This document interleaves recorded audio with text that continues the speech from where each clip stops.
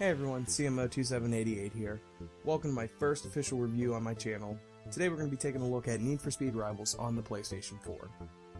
For all my reviews, I break them down into 5 categories: gameplay, sound and audio, graphics, difficulty of the game, and replay value. Based on what I give in each of those categories, we'll also give the game an overall score. Each category can earn up to 5 stars. Let's jump right into things with gameplay. The overall gameplay was actually pretty fun.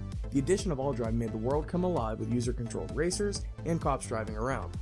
In addition to All Drive, they've also added some minor customization to the vehicles if you play as a racer, but it still lacks in the full customization we had seen in the Underground series.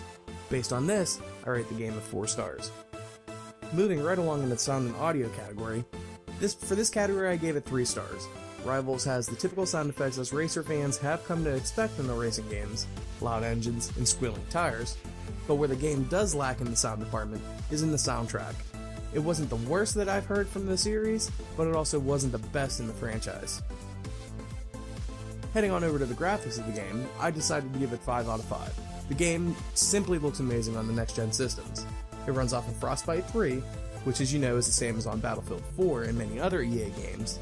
The game offers dynamic lighting and dynamic weather. With all of the graphics in the world, plus the amazing details on the car themselves, it meshes things together very well. Moving into the difficulty of the game, this was an extremely hard category to rate. Rivals runs on a risk versus reward system, so the game in all actualities is as easy or as hard as the user makes it. If you have the skills and a bit of luck, you can bank large amounts of speed points that can be used to purchase new cars as a racer, upgrade your cars, or use them for adding pursuit tech. If you take the safer route and you bank your speed points early and often, you may find yourself grinding through some of the events in order to purchase upgrades later in the game. For that reason, I decided not to give Rivals a rating in the difficulties category. Last but not least, we have replay value, and to me, this was the only real big downfall of the game.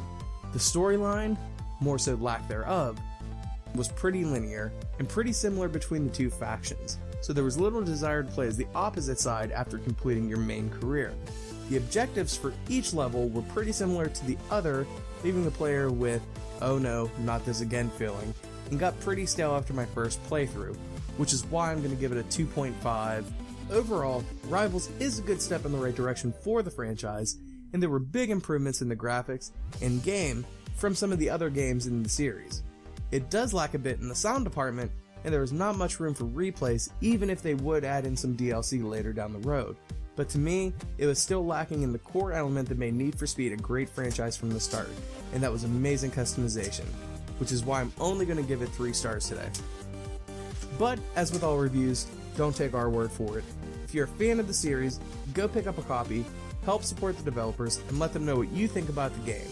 If this is your first go at the Need for Speed series, I would wait until it drops in price a bit, or pick up Forza or Gran Turismo 6, or wait until 7 comes out in 2014. Thanks, and I hope you enjoyed my review of Need for Speed Rivals.